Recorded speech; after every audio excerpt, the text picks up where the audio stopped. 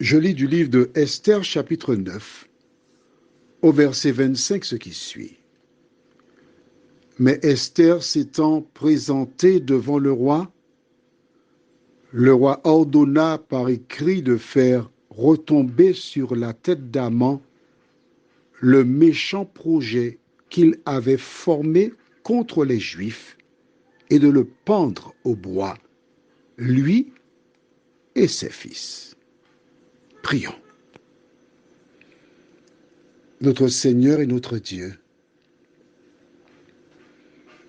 nous avançons lentement mais sûrement vers la fin de ce récit. Que le Saint-Esprit continue son œuvre en nous,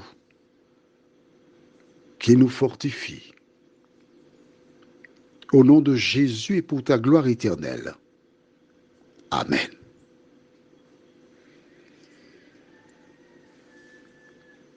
Dans le verset du jour, nous avons un rappel de ce qui s'est passé.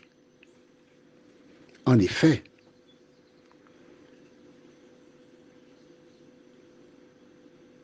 l'auteur rappelle dans ce petit verset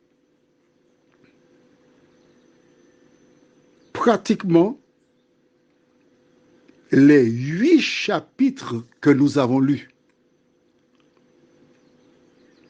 L'intervention d'Esther qui, après 3 jours de jeûne et de prière, se rendit vers le roi. Pour rappel, lorsque tu as un problème, la première chose que tu dois faire, c'est de sonder ton cœur, être en paix avec Dieu, rechercher sa direction. Et une fois que tu as obtenu la direction de Dieu, tu avances. C'est ce que fit Esther. Mais en dehors d'Esther, il y avait les Juifs de Suse. Ceux des provinces, probablement, ont prié. Mais l'auteur n'a pas récupéré leur témoignage. Mais il sait que Esther donna ce message à Mardoché en lui disant « Demande aux Juifs de Suse de prier, de jeûner avec moi. » Face aux problèmes que tu rencontres, la seule solution, c'est la prière, l'Éternel des armées. Ensuite, le récit nous enseigne que suite à son intervention, que le méchant projet élaboré par Aman retomba sur sa tête. Et il mourut suspendu à la potence qu'il avait fait ériger pour Mardoché. Ce verset nous enseigne que qui que tu sois, lorsque tu fais du tort à quelqu'un, cela retombera sur toi, d'une manière ou d'une autre.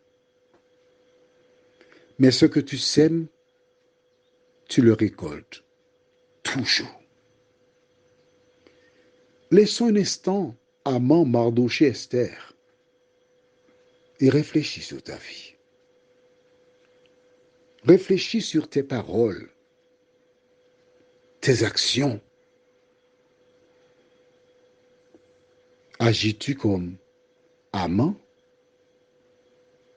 ou fais-tu comme Mardoché avec une foi inébranlable en son Dieu?